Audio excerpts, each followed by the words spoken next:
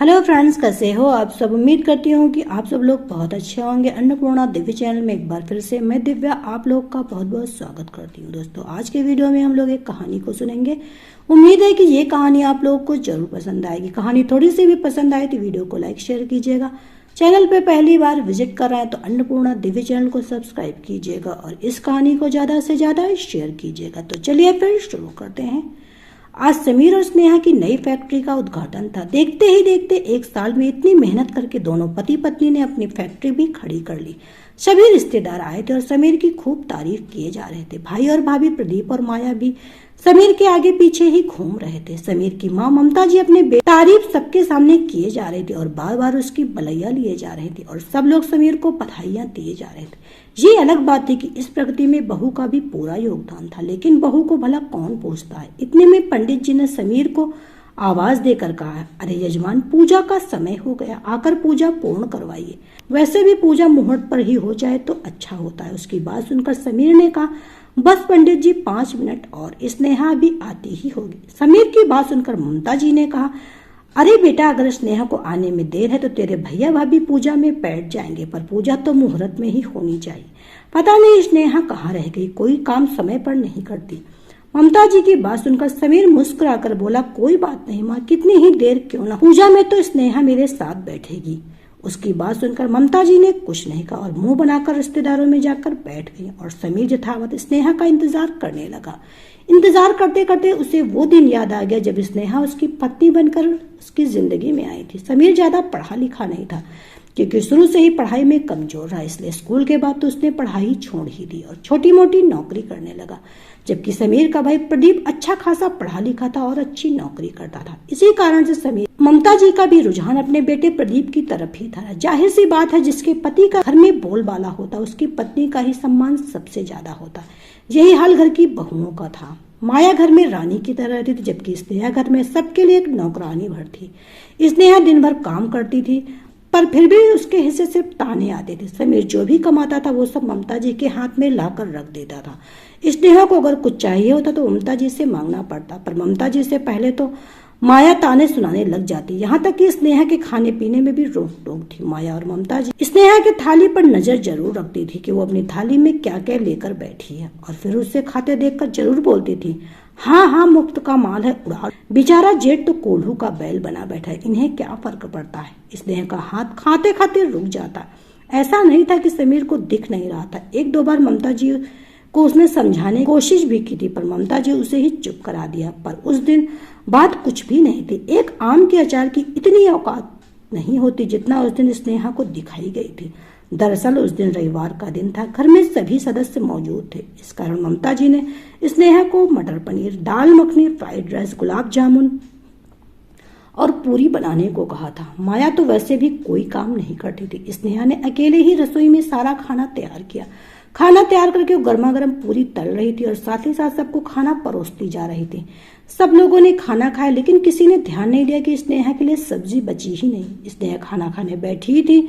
उसने देखा सब्जी और दाल के बर्तन खाली थे। अब वो खाना कैसे खाती। तभी उसे याद, माया भाभी के मायके से एक दिन पहले ही आम का अचार आया, तो वो रसोई में अपने लिए थोड़ा सा आम का अचार निकाल कर ले आई और उसी के साथ पूरी खाने लगी। उसे खाना खाते देख माया ने चिल्लाना शुरू कर दिया, किससे पूछ कर तुमने आम का अचार निकाला? ये मेरे मायके वालों ने मेरे लिए भेजा। इतने ही आम के अचार का शौक है तो अपने मायके वालों को बोलो। माया की बात सुनकर स्नेहा की आंखों में आंसू आ गए। भाभी, सब्जी खत्म हो गई थी इसलिए मैंने अचार निकाला। मैंने तो अभी तक खाना भी नहीं खाया, तो तेरे खाने की जिम्मेदारी हमारी है क्या? घर में रखा तुम्हारे खर्चे उठा रहे हैं तो तुम लोग तो सिर पर चढ़कर नाचने लगे। माया अभी भी चिल्ला रही थी।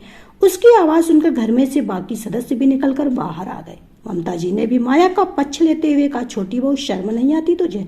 अरे एक आम के अचार की क्या औकात होती जो तूने उसकी चोरी की? पता नहीं घर में क्या क्या चुराती होगी।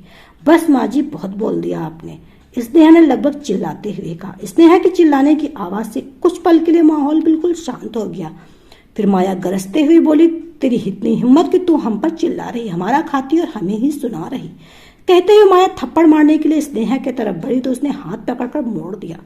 हाथ इतनी जोर से मोड़ा कि माया की चीख निकल गई। ये देखकर ममता जी चिल्लाई, समीर, तेरी पत्नी को धक्का देकर बाहर, अब यह इस घर में रहने लायक नहीं। ठीक है माँ जी, जैसी आपकी मर्जी। समीर का इतना कहते ही माया और ममता जी कुटिल मुस्कान के साथ मुस्कुराई। स्नेहा समीर की तरफ देखने लगी। समीर अंदर कमरे में गया, अपना और स्नेहा का सामान पैक कर कुछ देर बाद बाहर आया और स्नेहा का हाथ पकड़ते हुए घर के बाहर निकलने लगा। इतने में ममता जी बोली, अरे तू कहाँ जा रहा? बस माँ, और कितना बर्दाश्त करवाओगी? पता है घर में किसी को स्नेहा की रोटी बुरी नहीं लग रही, बल्कि मैं कम कमा रहा हूँ वो बुरा लग रहा है। अगर आज मेरी कमाई भी अच्छी होती तो मेरी पत्नी को इतना कुछ सुनना नहीं पड़ता। सारा काम वो करती, पर ताने भी उसी के हिस्से में आते। इसलिए अब आप भी चैन से रहो और हमें भी चैन से रहने दो, इसीलिए मैं घर छोड़कर जा रहा हूँ। कहता हुआ समीर घर से निकल गया। किसी ने उसे रोकने की कोशिश भी नहीं की। उसके बाद दोनों किराए के कमरों में शिफ्ट हो गए। उनकी वहां गृहस्थी बसाने में स्नेहा के माता पिता ने पूरा योगदान दिया। कुछ दिनों बाद स्नेहा और समीर ने हिम्मत कर लोन लिया और एक छोटी सी टाई और डाई का काम शुरू किया। तब कपड़ों को रंगने का काम एक कमरे से शुरू हो कब फैक्ट्री में तब्दील हो गया, दोनों को पता ही नहीं चला। पर दोनों की मेहनत आज नजर आ रही थी। इतने में बाहर आकर कार रुकी। उसमें से स्नेहा निकलकर बाहर आई। साथ में उसके मम्मी पापा गए थे। उन्हें देखकर समीर मुस्कुरा दिया और खुद आगे बढ़कर उन लोगों को अंदर लाने के लिए उनके पास चला गया। हमेशा शिफॉन की हल्की सी साड़ी पहनने वाली स्नेहा आज भारी चुन्नी की साड़ी पहनकर आई थी। गहनों के नाम पर गले में बस एक हल्का सा मंगलसूत्र, कानों में छोटी बालियां थी, हाथों में लाख की चूड़ियां पहनी हुई थी, पर फिर भी वह बहुत सुंदर लग रही थी। स्नेहा को इस तरह देखकर समीर और उसके माता पिता का इस तरह सम्मान करते देख माया ममता जी के पास आकर, देखा माँ जी, अपने माता पिता को तो अपने साथ ले गए और आपको भेज दिया रिश्तेदारों के साथ, यही सम्मान है आपका। उसकी बात सुनकर ममता जी बोली, हाँ देख रही हूँ बहू, अब इतने लोगों के बीच में क्या बोलूं? कितना ही सम्मान कर लो, रहेगा तो मेरा ही स्थान ऊंचा। आखिर उसके पति को मैंने जाना है। समीर और स्नेहा हवन में बैठ गए और महज आधे घंटे में पूजा संपन्न हो गई।